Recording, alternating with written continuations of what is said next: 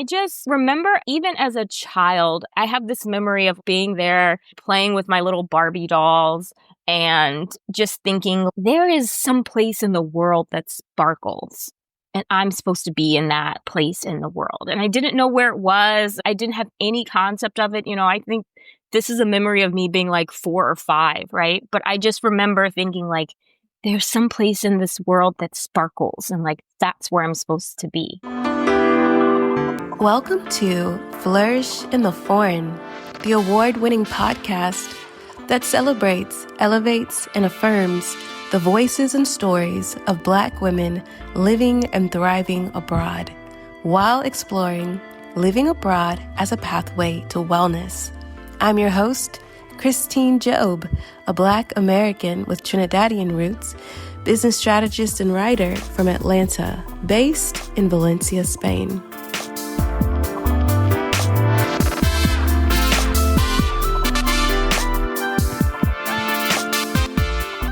Hey everyone, welcome back to Flourish in the Foreign. I am your host, Christine, and if you're new, welcome, welcome. Welcome to the best podcast in the world. I'm biased, but welcome, welcome. I'm so glad that you are here and you decided to give it a listen. So before we get into today's episode, I want to tell you about the Expat Well Financial Forum hosted by the Black Expat. This virtual event is packed with sessions on financial planning for expats. So think pre-departure planning, tax misconceptions, and even health insurance options for the internationally mobile. Grab your ticket using the link in the description, and don't forget to use my affiliate link to support this podcast at no extra charge to you. Next, make sure you're subscribed to my Substack. Are you subscribed to my Substack? My Substack is Flourish in the Foreign, Truths and Musings. It's where I share unfiltered thoughts, maybe a little bit filtered, thoughts on life abroad, my author journey, and full conversations with season 6 guests. So if you're nosy, or if you've ever wanted to see the raw, unedited versions of these interviews, this is your chance, okay? And don't forget, I am collecting questions for our Ask Me, Ask a Guest, Ask an Expert Anything episode. So again, whether it's for me, a guest, or an expert, send your questions to hello@flourishintheforeign.com or leave a voice note via the link in the description. And you don't have to be featured if you don't want to on the podcast. So if you don't want your voice on the podcast, just say, I'm going to leave you this voice note, girl, but don't put my voice in the podcast. That's all you got to do. All right. The deadline is the end of March 2025. So don't wait. Don't do that because I've already recorded all the other episodes and I'd like to get this one done as well. Okay? Okay. All right, let's get into today's episode. Season 6, Episode 9. Today's guest is Adriel Sanders. Adriel is a recovering lawyer turned fashionista entrepreneur. After practicing law for 10 years, Adriel decided to make a hard career shift and pursue her dream of moving to Paris, France. After arriving in Paris the day before COVID-19 lockdown in 2020, Adriel has spent the past 4 years learning how to live a softer but more expressive life. She currently provides style and fashion consulting services to women and young professionals and is also in the process of launching her own business in Paris to turn another dream into reality. I invited Adriel to record for Flourish in the Forum after I found her TikTok account. And I just really enjoy her storytelling style, her fashion, and I know you all will really enjoy learning more about her. So with that being said, I will let Adriel tell you all about it. My name is Adriel Sanders. I don't tell people my age, so I'm gonna tell them my age in leap years, which is 10. And I have a leap year birthday, so that's why I give the leap year age. And so I'm 10 years old, and, and I am based in Paris, France. Where I was raised is St. Louis, Missouri. The thing about my childhood, I grew up in a very good Midwestern family and household. It is the cute little street with the kids on their bikes riding around. When I grew up, actually, our neighborhood was mainly retirees. So we were actually one of just a few children. All those lovely people have moved on. But so now it is in a neighborhood of mainly young families. But I grew up like that. And I remember I had my own bedroom, and my parents, being the great parents they are, always bought me dolls and paper dolls and American Girl dolls and all of that stuff. And I just remember, even as a child, I have this memory of being there playing with my little Barbie dolls and just thinking, there is some place in the world that sparkles. And I'm supposed to be in that place in the world. And I didn't know where it was. I didn't have any concept of it. I think this is a memory of me being like 4 or 5, right? But I just remember thinking, like, there's some place in this world that sparkles, and like, that's where I'm supposed to be. Went to private school in St. Louis. It's actually one of the best private schools in the country. Just to give you a sense of like, the people, like I know, for example, like the guy who started ChatGPT, John Hamm, went to my school, right? Like I went to school with the Anheuser-Busch kids, right? This is a really, really good school. So we had opportunities actually to travel abroad in high school. Okay. But one of the interesting things is when you go to a school where everybody, 90% of the people around you are really rich, even if your parents are proportionally well off, you think you're poor because you're looking at people who are ridiculously rich, right? So I had opportunities actually to go abroad. I studied Latin, not by choice. My mom actually forced us all to take Latin because she said, it's the root of all languages and it'll help you with any other language you want to learn later in life. That is not actually true, for anyone who wants to know. That is a lie from the pit of hell. Don't lie to your children. That is not accurate. I wanted to learn French. I don't know why I wanted to learn French, but I just wanted to learn French. But she refused. I had an opportunity actually to go to Greece and go to Italy as part of the Latin trip. Every single language course did a trip abroad every single year. And if you're in that language course, you get the opportunity to go. I actually had those opportunities in high school, and I just didn't take them because I was like, I'm not really that interested in Latin. I can say this now because I'm fully graduated, but my younger brother was better at Latin than I was. So I used to have him do my Latin homework, and then I would do his math homework because I was really good at math. And so there were there's a good short chunk of the senior year Latin homework that I just never did. So I had that opportunity, but never did it because I wasn't interested in what I was studying. So then I went to college, and I went to college at Miami University of Ohio. And the thing about my high school is that it was the type of place where you were free to dream. You were free to do anything you wanted to do.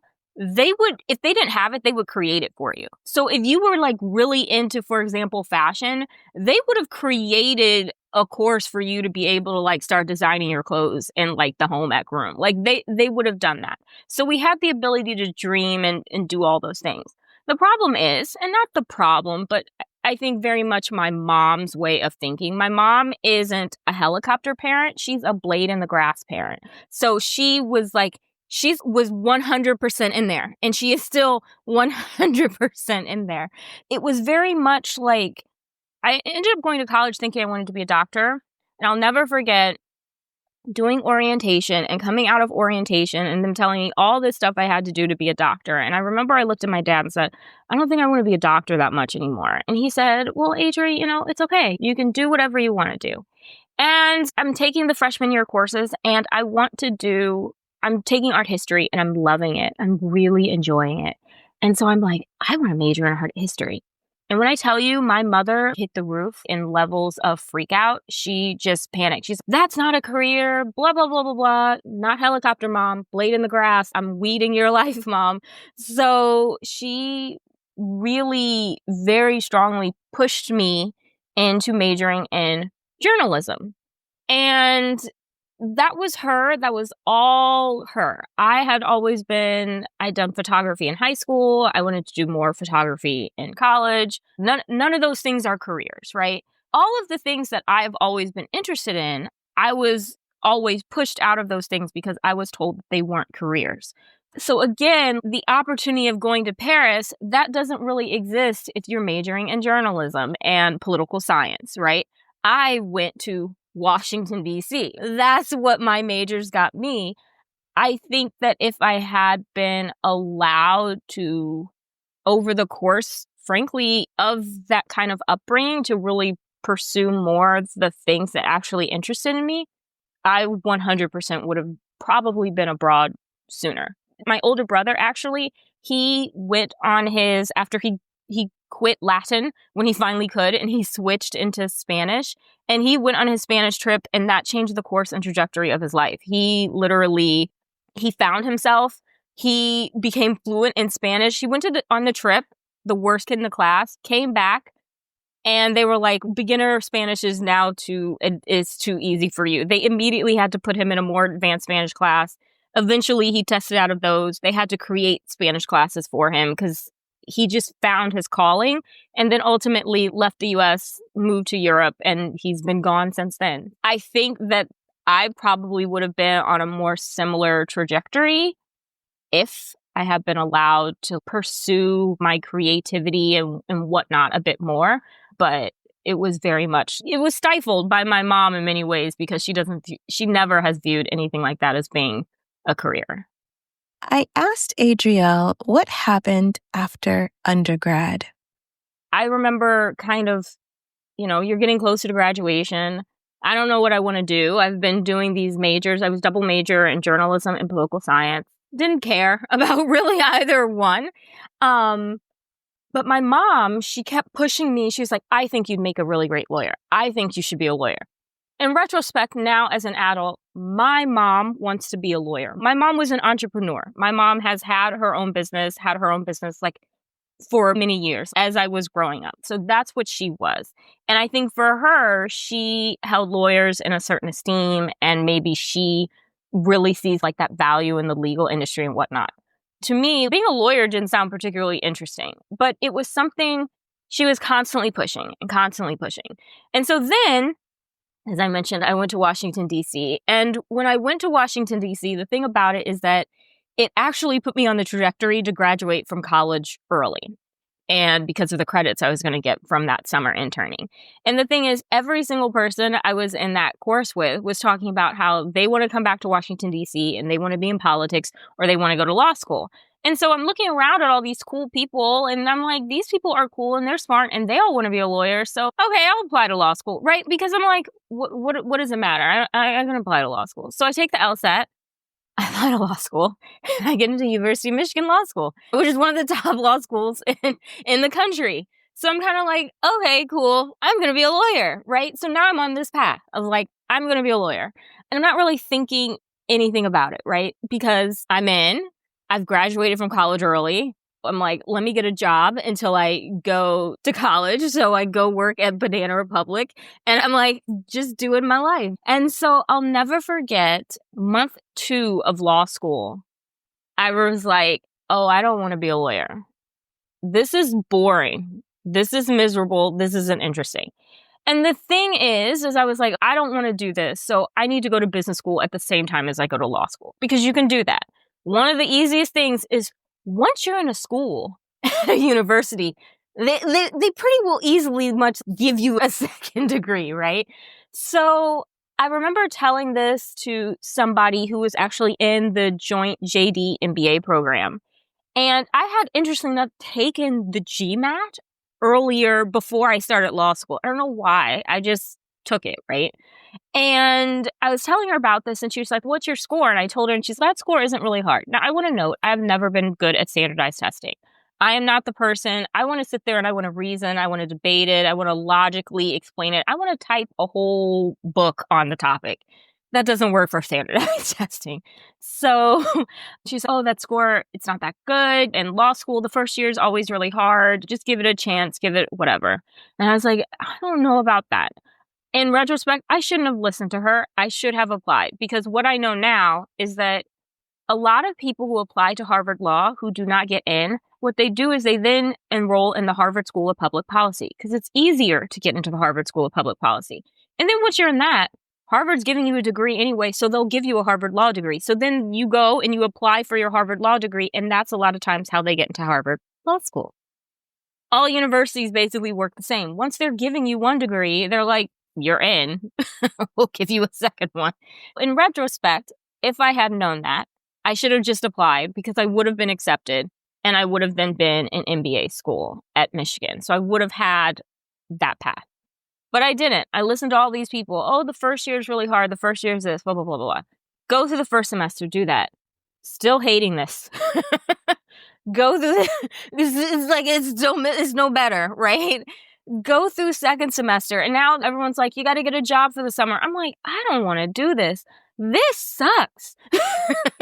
But I go finish second semester, still hate it. Now I got to go get a job. I don't really want to go work at a law firm, but I got to get a job. This is what people tell me I'm supposed to be doing at the summer. And I'm behind schedule because everybody else, most people have gotten their jobs before the end of the first semester. So the fact I'm now looking at the end of the second semester is like disaster, right? Because like June is approaching rapidly and school's almost out. So I go to my dentist's office. I have to get a filling for some reason because I have a cavity. My mouth is half swollen. I am in sweats. His office, though, is in a building that has a lot of small and medium-sized law firms. In that state, with half my mouth numb and in my sweats, I start walking around to the law firm offices being like, hi, I'm Adriel. I'm from the University of Michigan. You want to give me a job for the summer?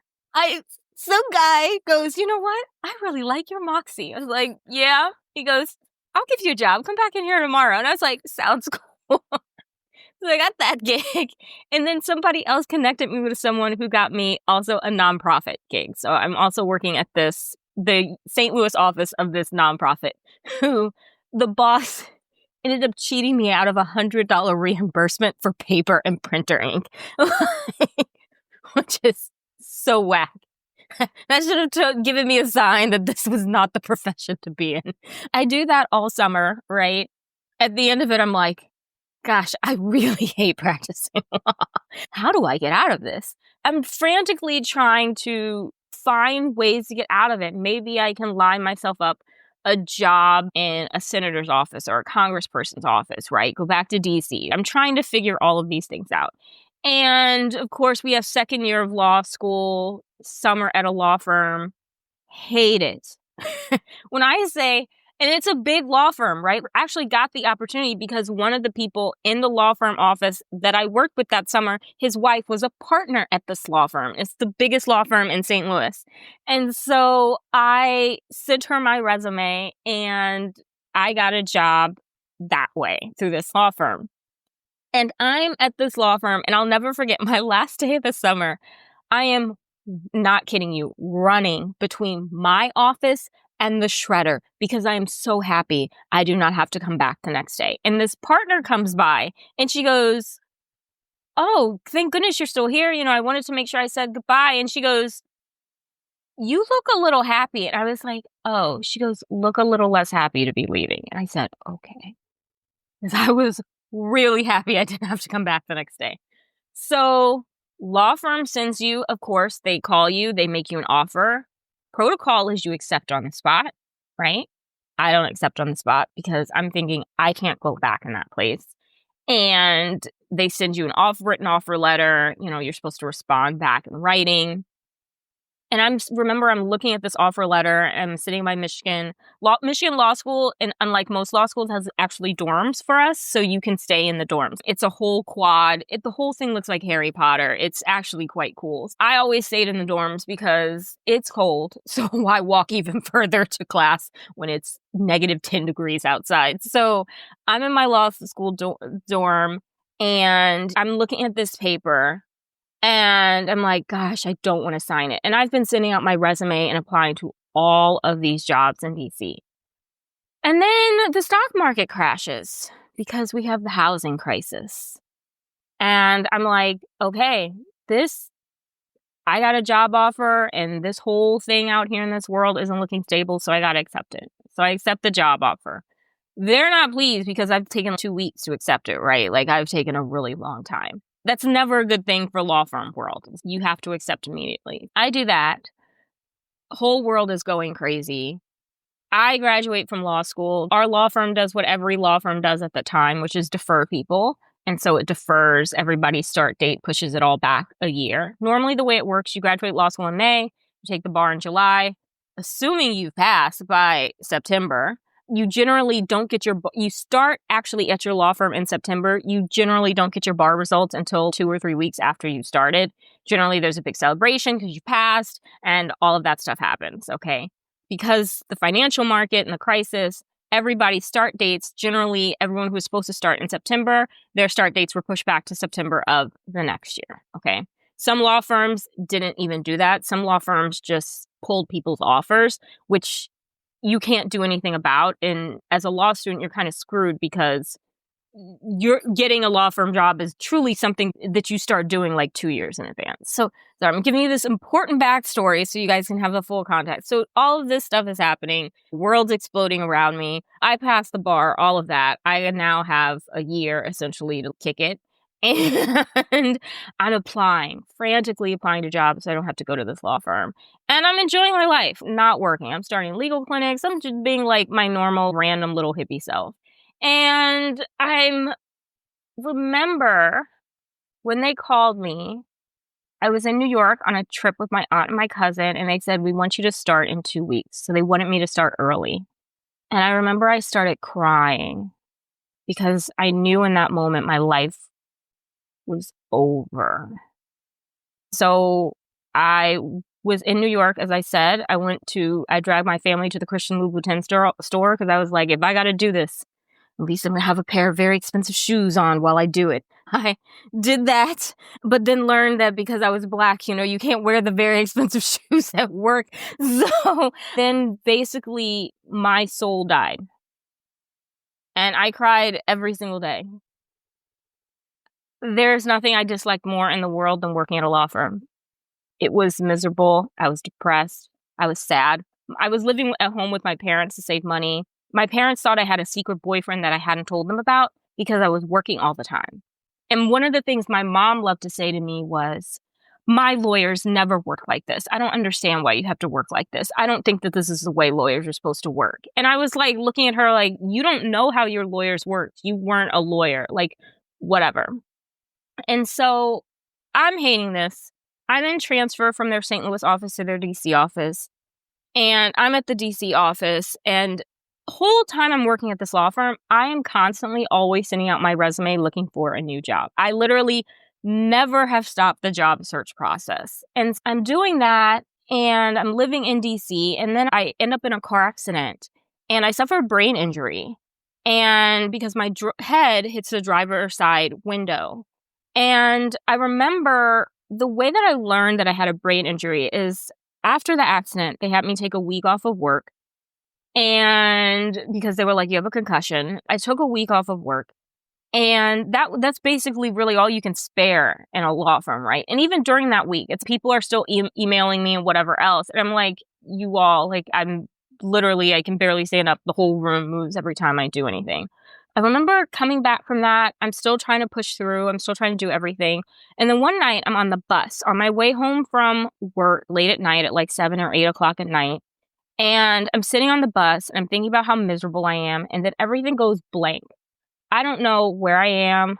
I don't know where I live.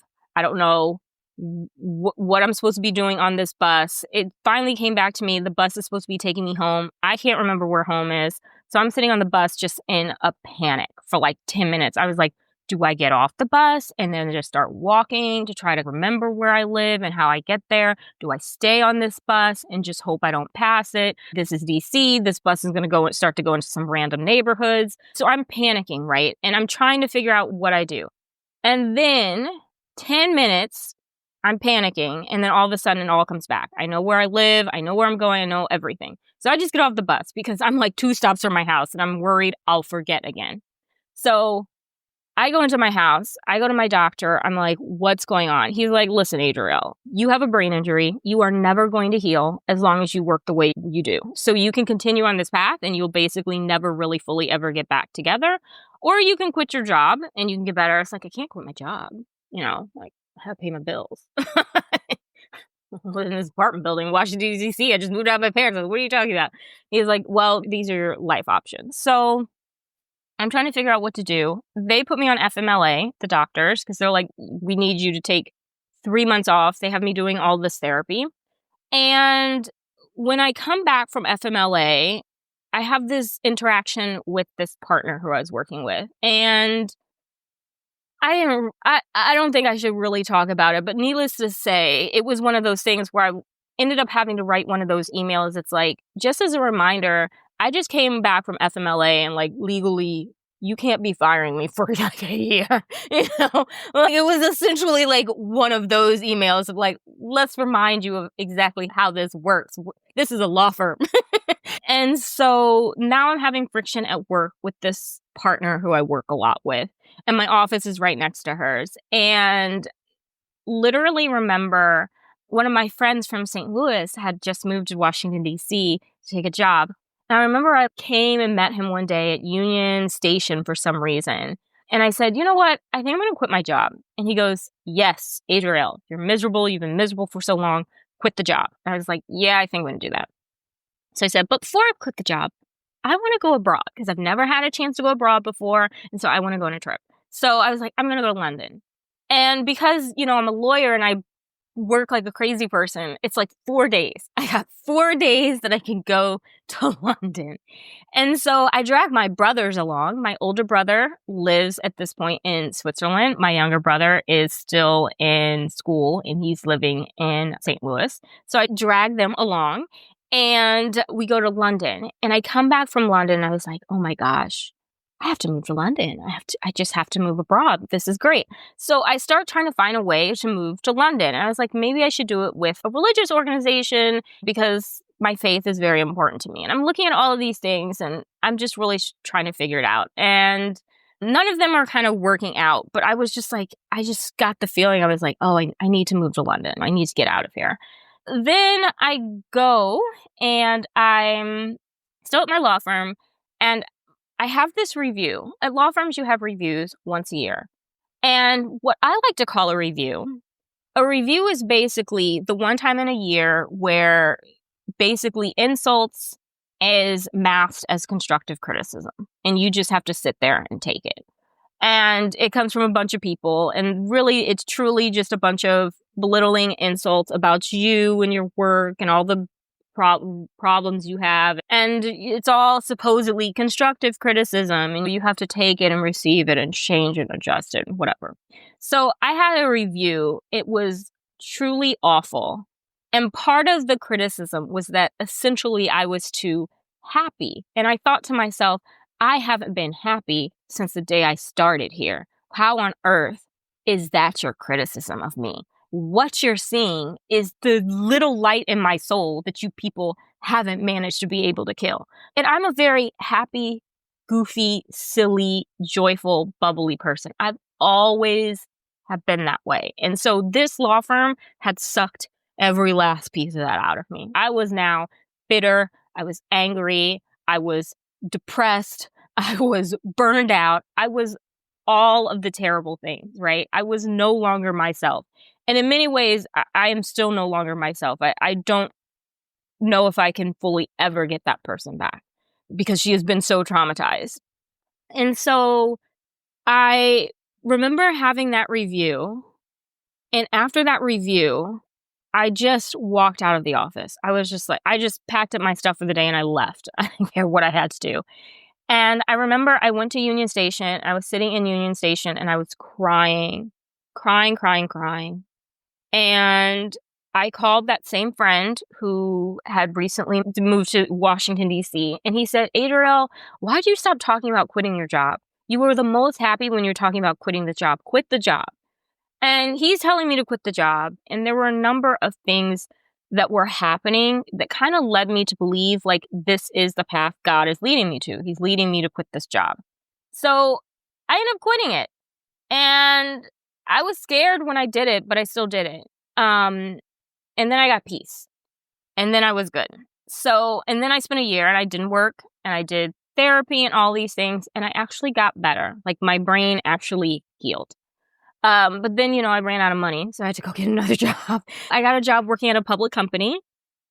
And I remember I worked that first year, didn't do anything, no traveling. But then the second year, I was like, I'm going to Paris. And my way of traveling internationally was always to tell my brothers, this is a sibling trip, AKA, I'm going to have a whole bunch of bags and do shopping, and I need people who help me carry them. So, and I'll never forget the airport on the way back from Paris. My younger brother goes, where did this extra bag come from? And I was like, I don't know. I think we had it when we got here. So I organized a sibling trip to Paris. And this time I take a full week because now I'm not in a law firm. I'm in a company. I got my 3 weeks of vacation. I'm going to take a full week. So I dragged my younger brother with me. My older brother, he's still, remember, in Geneva. And my younger brother and I, we get into Paris, we get to the hotel, we've checked in, we're hungry. The thing about Paris is there are specific hours for eating. So outside of those hours, you can literally only get like a planche of like cheese and meat. Like you're starving and you're like, all I can get is cheese and meat. And they're like, we. So we go to this cafe. We're sitting at this cafe. And my younger brother and I have been bickering the whole time. And he says, Adri, stop. Take a moment. We're in Paris. And I stopped. I looked up for the first time. I looked at all the Haussmannian buildings. We were on Boulevard Haussmann. And I remember thinking, oh my gosh, I'm home.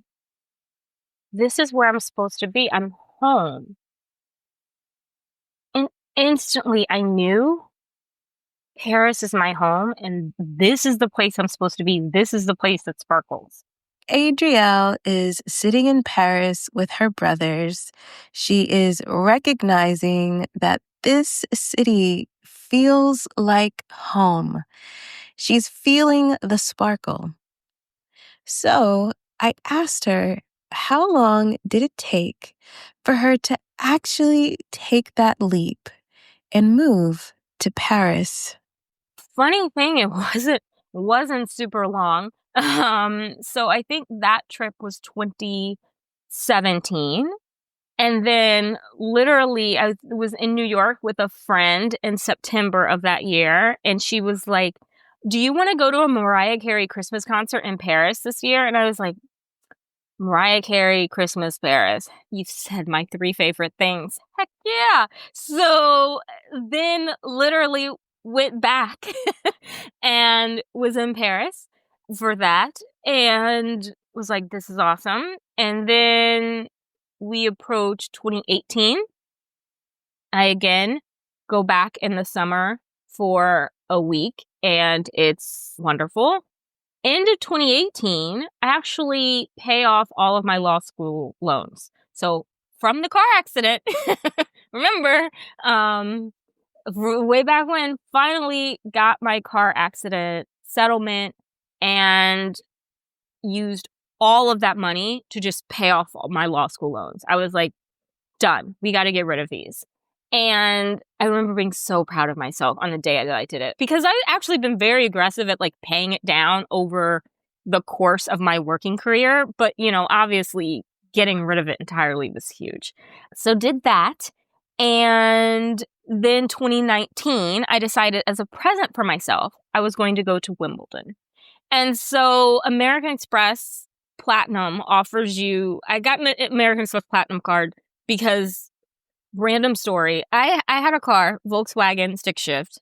I ended up giving that to my younger brother because that had been paid off for years. I then buy a new car, which is an Audi, but I paid for it on my, at that time, like my random just American Express card. And the thing about it is when you decide to pay for a car on your credit card, they think you have money. And so then they were like, next thing I know, they were like, you are approved for a platinum card. It's in the mail. And I was like, great. But what I didn't know was that one of the perks, as I'm discovering the perks of this cool little card, one of the perks is that they have these experiences that are exclusive to platinum card holders. And one of them is a Wimbledon experience. And if you know anything about Wimbledon, Wimbledon is the one sporting event you cannot pay to get into, right? That is a pure lottery system, and or you sit in line and queue for 5 hours. I can't sit in line and queue for 5 hours, right? Like, I'm a lawyer. I only have so many vacation days. Like, I can't do that. I don't have that flexibility in my life. And I've been trying to get the Wimbledon lottery system for years and had never won it. So, as my present for paying off my loans, I'm going to go to Wimbledon. And that's in 2019. So the trip to Wimbledon it's in July. And before that, I go to Paris, okay? And it was the only time I didn't have fun in Paris because it was so hot. And the air conditioning in the hotel did not meet my expectations of air conditioning. And so I thought I was dying. I was so hot. And I was just like, send me to a country with some proper AC, okay? So I remember getting to the UK and being like, thank the Lord God for like a cooling system. And I had a great time at Wimbledon. It was an amazing trip. And I remember I came back and I said to myself, I'm moving to Paris next year.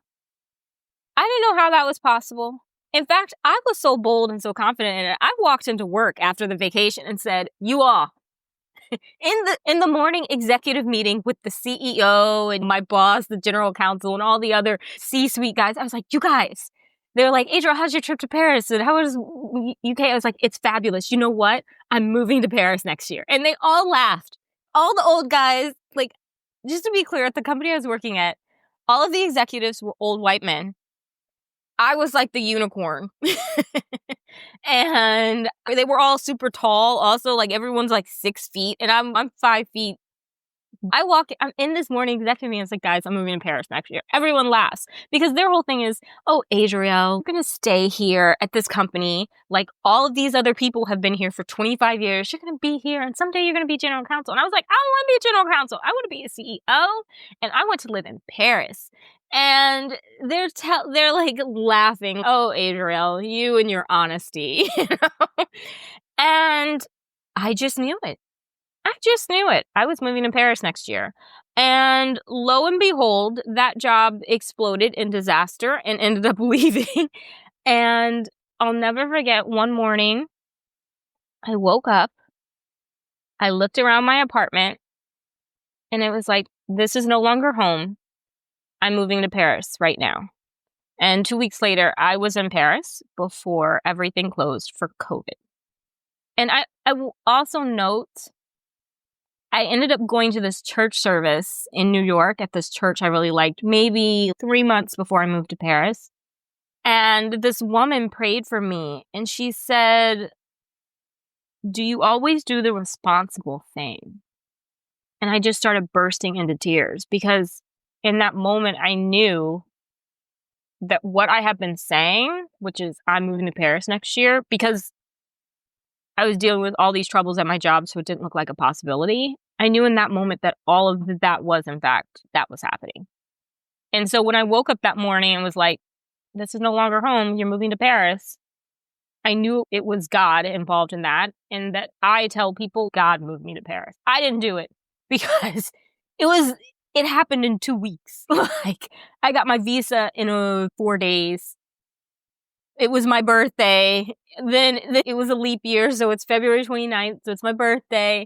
I like tell everyone, hey, I'm moving to Paris. If you want to see me, this is the last chance. Come, we're going to do this birthday party, / going away party, so come meet me here.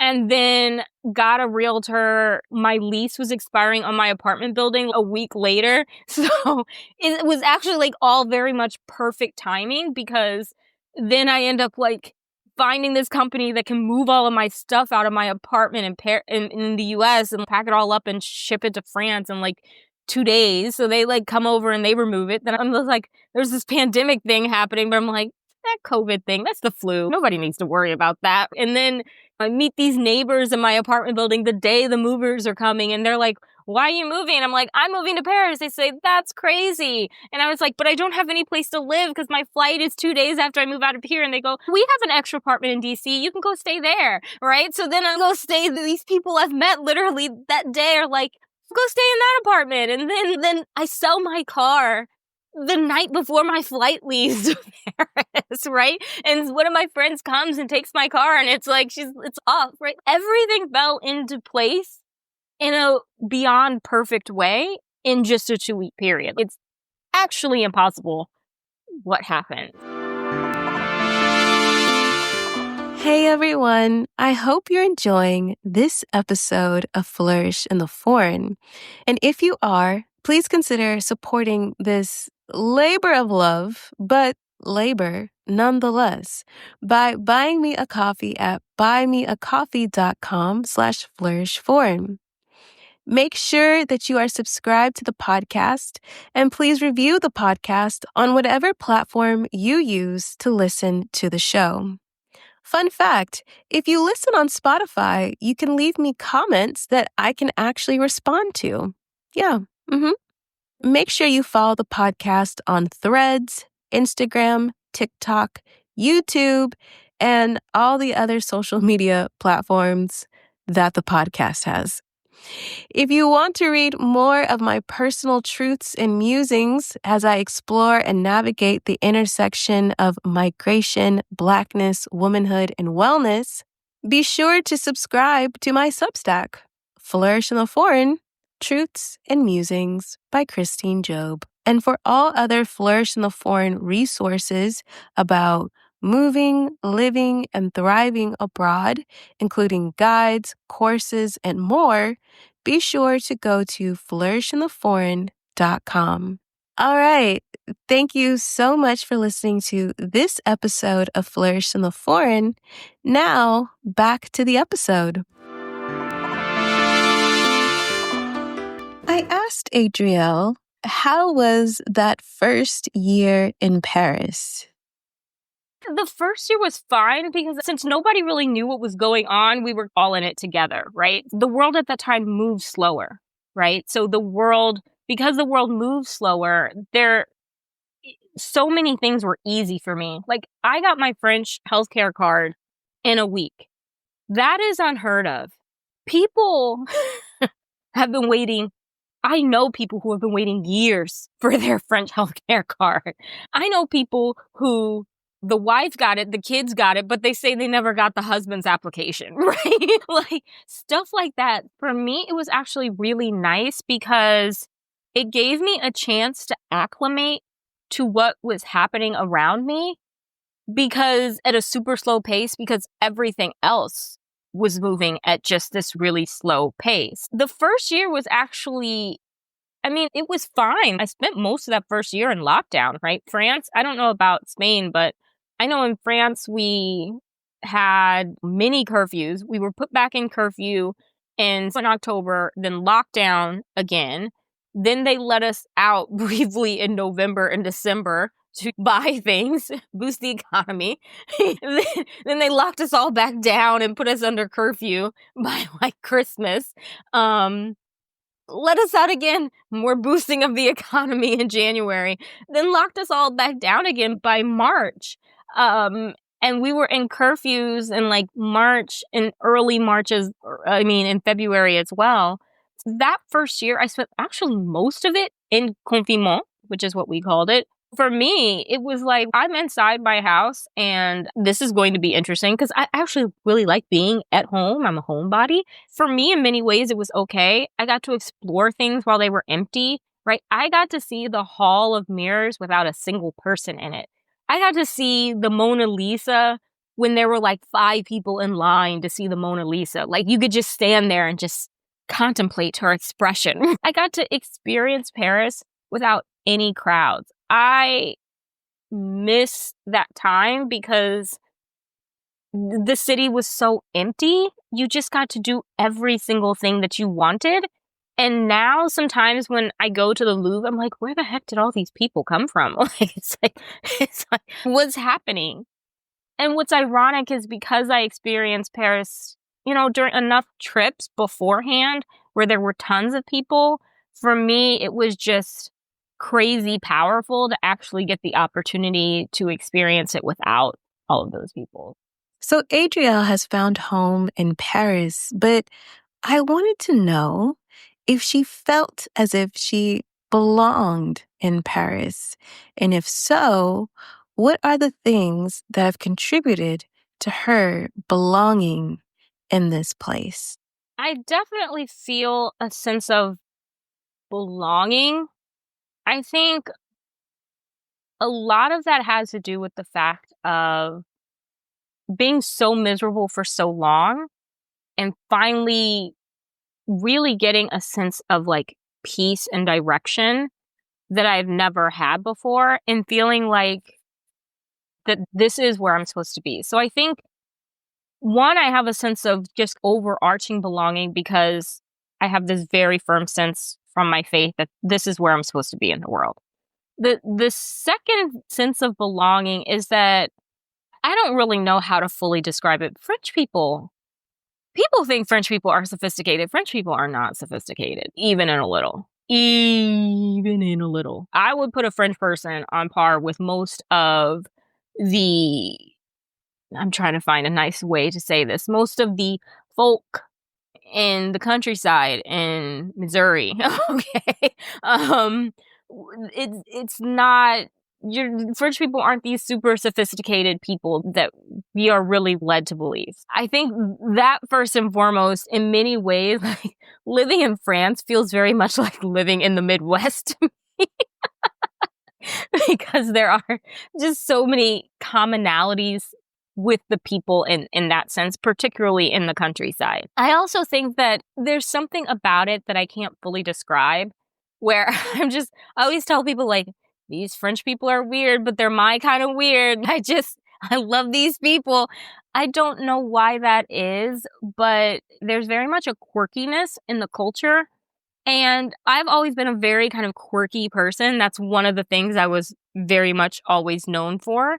And the thing is that it was one of the things actually my mom always used to criticize me on. And she used to tell me things like, you're never going to find a husband or find somebody who wants to marry you because you're too quirky, you're too weird. You need to like deal with that. No man wants to be around a woman who's that silly and that's goofy and all of that sort of stuff. You're too much like your father. You need to change, blah, blah, blah, blah, blah. All of this stuff.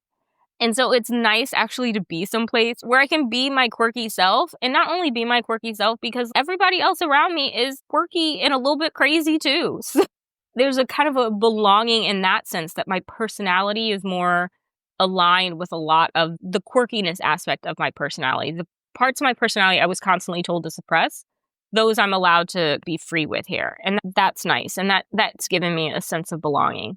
So a lot of my sense of belonging is very much in a cultural sense, I would say.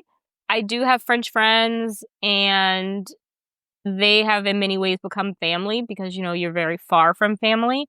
Also, spending time with them, learning cultural experiences, learning how the French interact, how they have friendships, right? They're very particular with their friendships. Like all of that has also given me a very kind of strong sense of belonging. But I would say in many ways it is the quirkier aspects of the culture and just the people that make me feel like I'm supposed to be here because I feel free to be myself for the first time in basically a really long time. I asked Adriel about her family and what their thoughts were on her not only leaving the United States, but also she's no longer a lawyer. And as someone who is also not a lawyer anymore, I was curious if they thought that she had gone mad or rogue. Yeah. Remember, so my older brother, he did it first, right? He did it much younger. So there is someone who has already done it. Um, but I would say that they were happy I left the country because they don't think the US is just very chaotic, and they think that was probably good for me, was to move out of the country. I think they probably think they're trying to push, frankly, my younger brother to leave too. As far as not being a lawyer, there are moments when they're supportive of it, but then when it all comes down to it, they're really not. My mom, when I used to tell people that I hate practicing law, which is 100% true. I absolutely have always hated practicing law. When I say that to people, she goes, "Oh, no, no, no, don't say that to people. It's not that you hate practicing law, it's that you didn't like the way you practiced it. And if there was a way you could practice it that was better for yourself, then you would be happy." Like, my mom's all about, that can't possibly be true. The reason why she feels that can't possibly be true is she has this view of law. And I keep telling her, I'm like, go to law school. She's like, I'm too old. I'm like, well, go to law school, do what I did. And then after you've been burned out and worked half to death by the law firm, you can give me your thoughts, and then you can maybe hopefully stop projecting onto me. So she's very much kind of the view of, you've thrown away this thing that's so valuable, and you just need to figure out a way that you can do it and it'll be okay. She very much sees me as an extension of her. Anytime I don't like something that she likes, or it just becomes a whole thing. And so as a result, for the most part, I don't share too much about my life with my mom, because when I do, it becomes a whole, I do this and you do that. And it's like, no, we're two different people. I don't do that. You do that. And who has the time for that? I just basically keep the conversations a bit superficial with her. As far as my dad is much more supportive of the fact that I am no longer a lawyer, but his problem is that I am spending my savings and I'm not making enough money. And one of the things that really bugs me with all of them is that every single one of them is that when I was working at that law firm, I'll never forget my first year, and Christmas is approaching, and my mom wanted this really expensive Christmas present, like $1,000 Christmas present. And she really threw a fit about having it. And my dad was kind of like, like, the family isn't doing so well right now financially. That's not like the best gift. I'll get you something else. So my parents at that time were going through some financial issues. And so my dad was kind of like, yeah, no, this isn't the best way to use her money. But my mom wasn't okay with accepting that no. And so then it became me that she really pushed on it. And I ultimately ended up buying it for her.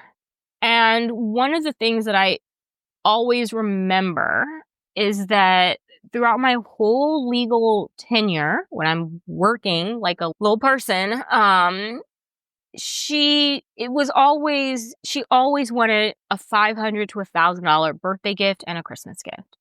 And it was always, well, I've done so much for you, and we paid for a private schooling for you all, and you guys got your college, like all of these things, right? And I was like, excuse me, nobody paid for my college. I got a free ride. But, but we sent you money for, whatever, like all of this stuff. And so it became this thing where I've very much felt like, with a lot of with my parents and less so my dad, but particularly with my mom and also somewhat my younger brother, like, my suffering didn't matter because I had the money to buy these things. So in many ways, I felt, this is a bad comparison, so please don't anyone jump on me when I use it, but in many ways, I felt like you all are getting your presents with my blood and my tears. And so now that I am no longer doing that, and I sometimes come to them like, hey, I need help with this or that, the fact that I'm then met with this resistance, like recently my mom was like, then you need to move back home to St. Louis, Missouri if you can't fully support yourself in France. And I was like, what future is there in St. Louis, Missouri for me, right? So when I find that a bit frustrating, that for years, through all of my suffering, you could demand any $1,000 Christmas present or birthday present, and I had to surrender that to you because if I didn't, I was some bad daughter, and look at how much money I make, and I should be sharing that because of all the things you've done for me.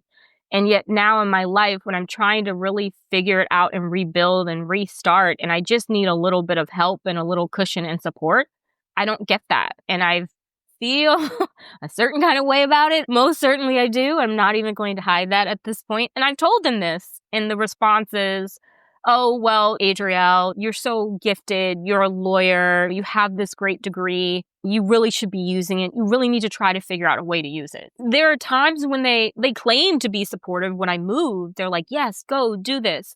But then it's like the longer it's gone on, and as I'm trying to really rebuild and start figuring it out, it's more like, why is it taking you so long? Maybe you need to go back to what you were doing.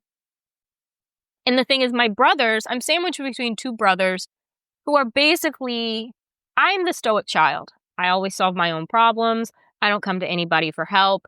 I don't like coming to people for help because I don't like the way my parents act when I ask for help. They act like it's, oh my gosh, you have fallen off, something is wrong. Yet my older brother and younger brother can be constantly in a state of needing help and support and whatever else. And it's just something that my parents just do. They get mad about it, but then they send my older brother another $5,000. I'm like, okay. Sometimes they're supportive, sometimes they're not. And you never know which parent you're going to get on which particular day. I just don't I don't really talk about my life here with them. They don't really know too much about it. So I became acquainted with Adriel through TikTok. Yeah, I was just scrolling and I found her incredible fashion content. And so I wanted to ask her about how she got into content creation. And I wanted to know, where did this love of fashion come from? Yes, so I believe I was in a lockdown in France, in Paris, and I was people have been telling me to download TikTok, and I was like, what is this app? So I think I decided to download it. And I'd always been on Instagram, and I'd been doing things on Instagram, but everyone was telling me, you should get on TikTok. Adriel, you're funny. And I have never considered myself to be funny at all. My whole entire, even still, I don't think I'm funny.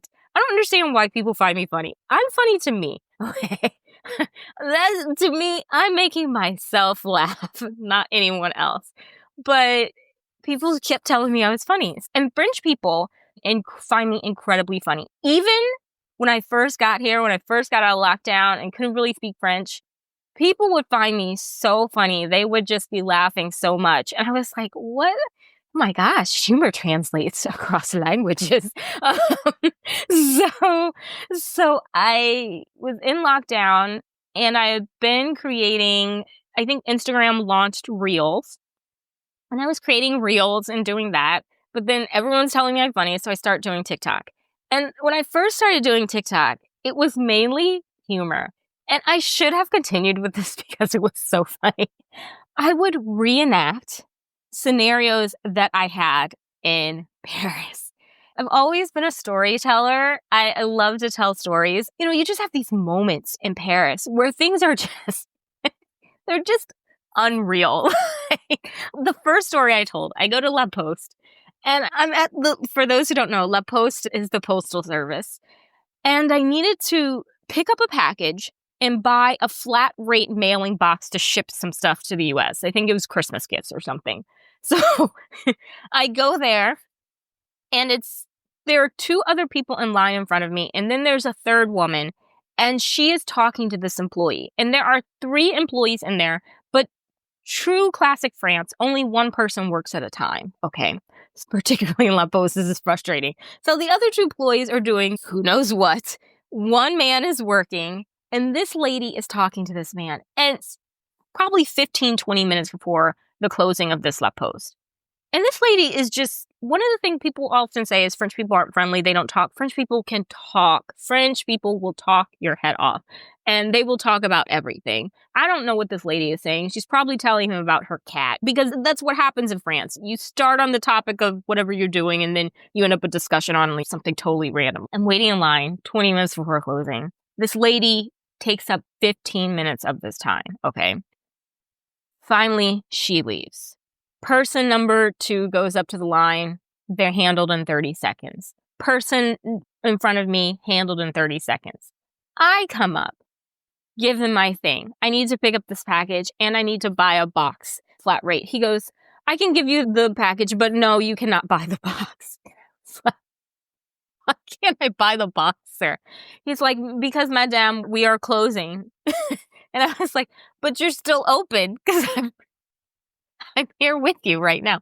He's like, yes, but we close in like 5 minutes. Next time you should come earlier. I was like, I was here. I was here for 20 or 30 minutes, and that lady was talking. I was waiting in that line.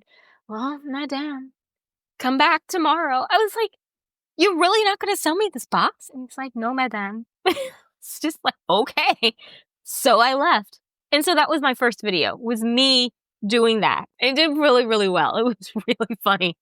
And what the problem was, is I found myself on French TikTok, and French TikTok is a very hostile place, okay?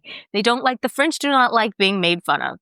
Even if it is humorous, the one thing, they do not have a sense of humor when it comes to their culture or themselves, right? You can never insult France, because France is the greatest place on the face of the earth.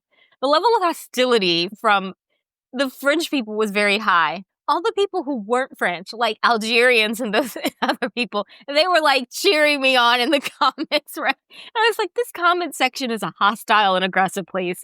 Let's do something no one can get upset about. Let's shift to making fashion content. So that's when I then shifted to making fashion content. I ended up going super viral for this video that, to this day, I don't think was that funny. I didn't look particularly great in it, but people loved the coat that I put on with the outfit, and so that was it. And then that started TikTok, and that blew up my TikTok, and that's how I became a content creator in that regard. And as far as fashion and my love of fashion, that I was born with. My grandmother, my mom's mother, she is the ultimate fashionista, y'all. Her house has probably 1, 2, 3, 4, 5 closets, maybe 6, like no, 7 normal size. This is a normal sized house. I think it's a 2-bedroom house. Okay. I think it maybe has 7 closets, lots of closet space. Normal size closets, not super huge, none of them walk in. However, she also has a walk-in cedar closet, and that is a whole bedroom in and of itself. Okay. My grandmother, bless her heart, every single one of these rooms is full of clothes. My grandfather has 1 closet. The other 6 are my grandma's. And the cedar closet especially. When you go in there, it's just unreal. And my grandmother, she is the sharpest lady. I mean, you all, she would go to church. She had the matching suit with the matching hat, with the matching purse, and the shoes that were dyed perfectly to match the suit, right? This is the type of person she is. And when she would go to church in the winter, she would have her fur coats on with her little matching fur hats. My mom, not so much a fashionista, but I clearly think that my grandmother's fashionista ways have been passed fully down to me. They skipped my mom and went straight to me. Because I can remember being 4 years old, and my mom was like trying to put me in an outfit, and I'd be like, no, that does not match. That does not look good together. Let me do it. You don't know what you're doing. I only would wear patent leather shoes because I didn't want to wear anything else. From being a little girl, I had a purse, and this purse was bigger than me. And that purse would be full of all sorts of things. Actually, I started a loan sharking business with my parents when I was like maybe 4 years old, and I taught myself how to write so I could keep my own records. And that little purse, in addition to being full of all my little girl things, it was full of money. As a little kid, I always probably had $50 on me in $1 bills, okay? So I was a master loan sharker for my parents. It was a terrible hustle. I'd be like, I'll loan you $1, but you got to give me $2 back. And if you're late, it becomes 3. And I had a very good business going. My mom was my best customer. And even as a kid, I would lay out my mom's clothes when she was going to work, and I would stand there and tell her this doesn't work. And I remember when J. Crew had the catalog, I would like go to the J. Crew catalog and I'd circle every single thing that I want. I was way too small to wear anything in J. Crew, but it didn't matter. I would circle every single thing I wanted, and then I would go to my dad. Of course, my mom wasn't available because she's going to say no. And I'd go to my dad and be like, I want this skirt and I want this shirt. And of course, I'm his only daughter, so I'd always get it unless my mom got it before it made it out of the house, right? So I'd be like, I need a check for like $100 so I can buy this skirt. And my dad would always give it to me. So I loved fashion from a very young age. And so, but the thing is, and I even love fashion at the law firm. Actually, when I quit, when I gave them my notice and told them I was leaving without having another job lined up, a partner actually said to me, oh, I thought you spent all of your money on clothes, so I thought you would never be able to quit this job. And I was like, oh, sweetheart. Like, you really think I spent all of the money you people made me on clothes? I am the queen of the J. Crew 60% off sale, right? Give me a break. Even there, one of the things people always talked about was, oh, Adriel, you love fashion so much. I actually think in many ways, my love of fashion hurt me working at the law firm because they thought I was spending money and time and energy on getting dressed in the morning when for me, it was something that came naturally, right? And so they couldn't understand that. So then after years of suppressing it, being told that's not something you can do for a career, that's not something you can do for a living, and people really minimizing that in comparison to my being a lawyer, right? Because people forget being a lawyer is not your identity, it's your job. But they want to often make it your identity because it's so prestigious. And so people will tell me now, oh, you're always going to be a lawyer. It's like, no, I will always be someone who went to law school. And as long as I pay my bar dues, I will always be at least a licensed attorney. However, I am not always going to be a lawyer because a lawyer is profession, not an identity. And so I think the thing with TikTok is it gave me a chance to really see if my love of this thing that I'd always been told is so beneath me in many ways, it gave me a chance to express that and be that person. And in many ways, my move to Paris was my way to get out of practicing law and to force myself to have to do something different and to force myself into this world of you have to do something creative because now you're in Paris. I had to ask Adriel to give all of you some style advice. Yeah, particularly for those of you who are moving abroad, what to take, what not to take. Just style advice for those of you who are looking to move and live abroad with intention. So, okay, style advice. Number one, bring your clothes. Bring your clothes, bring your shoes, bring your bags. I firmly believe in just bring it. And I say that if you are moving and you're retiring, like you're not going to work, yeah, leave your work clothes. Sell those, give them to Goodwill, whatever else. But everyone else, bring your clothes, bring your shoes, bring your bags. Because the thing is, you don't know how that thing suits you until you really are able to fully lean into this person that you're wanting to become. Because you are being, in a way, like you're like a butterfly. You're coming out of your little cocoon. Because of that, there are going to be things that you have that were you and that were your real you, but maybe like you didn't wear them that much or you didn't use them that much, and so you didn't know. They're already in your closet, and so you don't need to repurchase that. But then there's going to be a whole bunch of stuff when you come to a point, like generally about a year in, maybe even two, where you're like, this does not work for my life here. One of the things I can tell you as a woman who is short and always wants to be taller, high heels do not work for my life in Paris. As I was tumbling not so gracefully down the metro steps, I can assure you, high heels are not the thing, okay? I am a woman who I moved here with so many high heels and 2 pairs of sneakers. When I tell you how many pairs of sneakers I have, now it is ridiculous. So I say bring it all because you don't know if you're going to need it. You don't know how it's going to fit into kind of that new world and life that you're building. I also want to note from a style perspective that European sizing is so different than American sizing. And so I know women who are taller, they have a hard time finding clothes. I have small feet, but if you have larger feet, you can have a harder time finding shoes. So that's why I always say bring the stuff, ship the stuff, bring it, and you will start to figure it out as your life takes shape here. A second kind of style advice for you if you're looking to move is that you're going to soon learn what clothes fit very well into your environment. Funny, crazy thing, French people love Lily Pulitzer. When I wear my Lily Pulitzer dresses in the summer, one day, it's like I'll get stopped by person after person. And one little lady told me, "You look like a flower." I was like, "Thank you, ma'am." It's true. So there are also going to be things that you're just going to think, that's too American. There's no way. Like people think like the French only wear black. Y'all, the French love color. Only in the summer though. In the winter, it's too depressing. There's no sunlight. But so it'll be little weird things like that. So from a style perspective, bring what you have and sort it out here on the back end as you take shape, as you evolve, and as you grow in your style. And make note of how locals dress, right? Incorporate certain aspects in it, but do not change your style such that you're just trying to blend in with everybody else.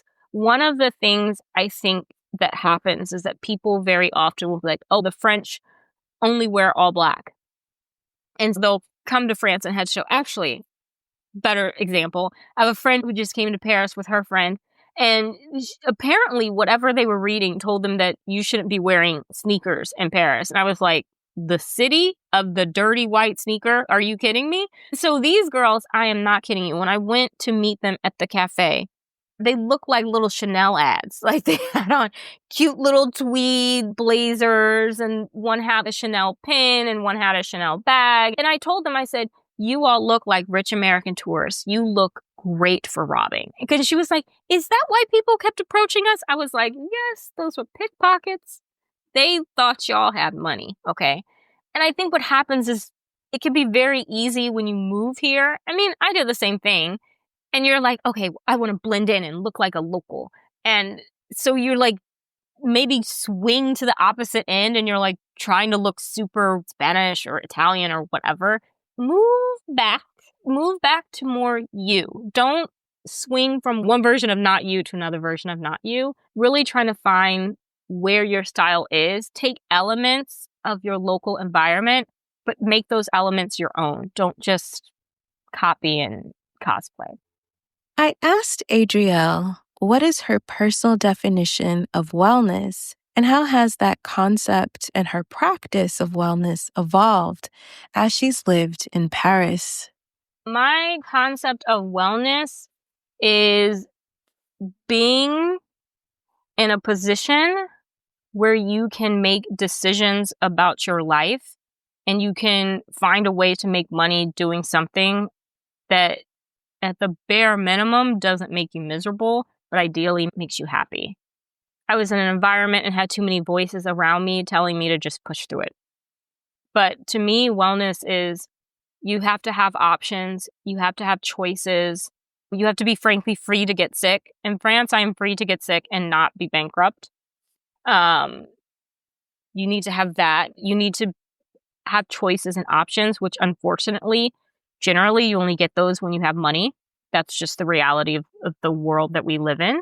And being able to make your money, make your living, to really thrive, not just survive, but thrive, doing something that isn't making you miserable. Those things encapsulate what wellness is. And I didn't have that for a really long time.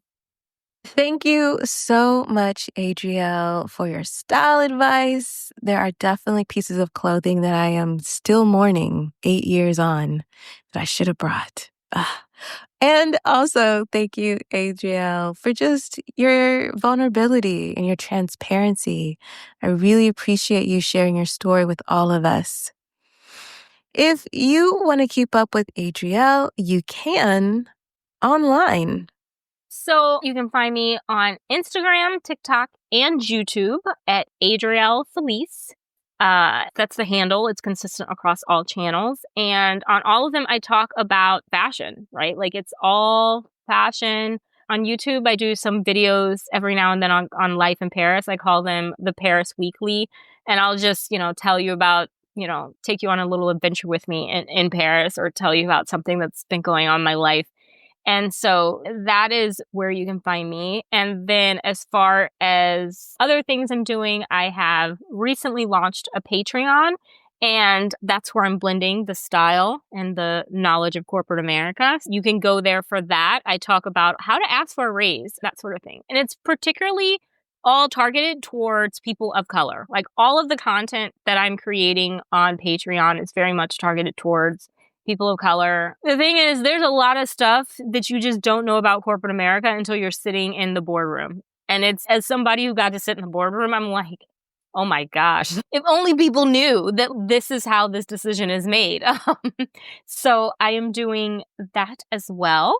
And then, drum roll, I am working on launching a fashion line, actually here in Paris. And I am very, very excited about that. So if anyone wants to kind of be in the know on that, please follow me on Instagram or any of my other channels, because I haven't really talked about it that much, that it's what I'm working on. But I'm literally, when we get done, I'm going to be writing to apply for this grant here in Paris for what I'm starting. Thank you so much for listening to this episode of Flourish in the Foreign.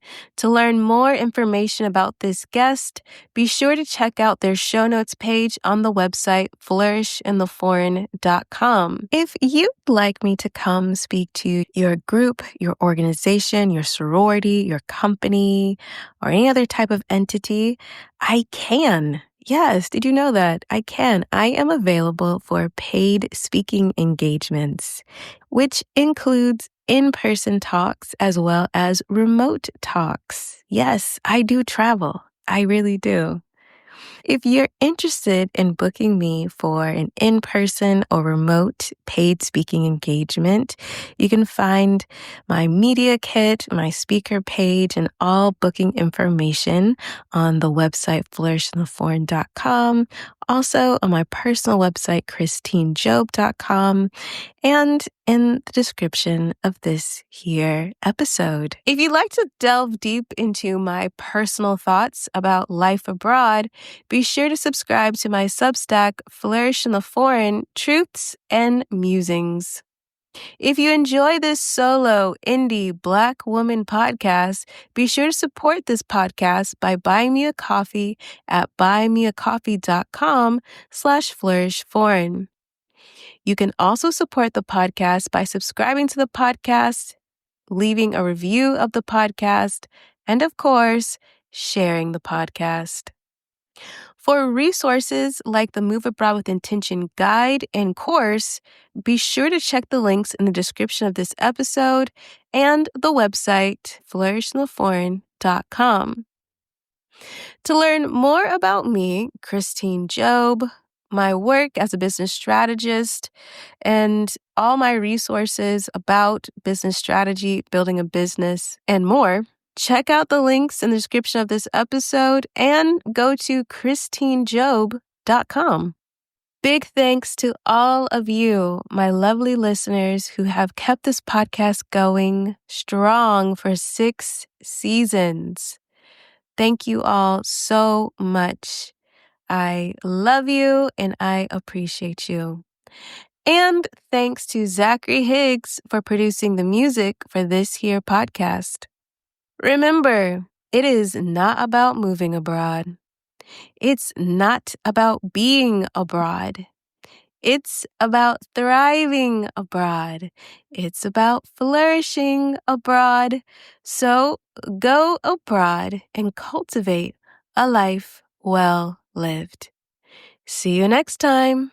Bye. In the next episode of Flourish in the Foreign. People will always tell me, oh, Italy is very racist. I say yes. But France, so is France, where I'm from. And I think I rather feel a foreigner in a foreign country than a foreigner in my own country. That's the thing. And it doesn't mean that racism I feel like there is less racism in Italy. Absolutely not. I see it.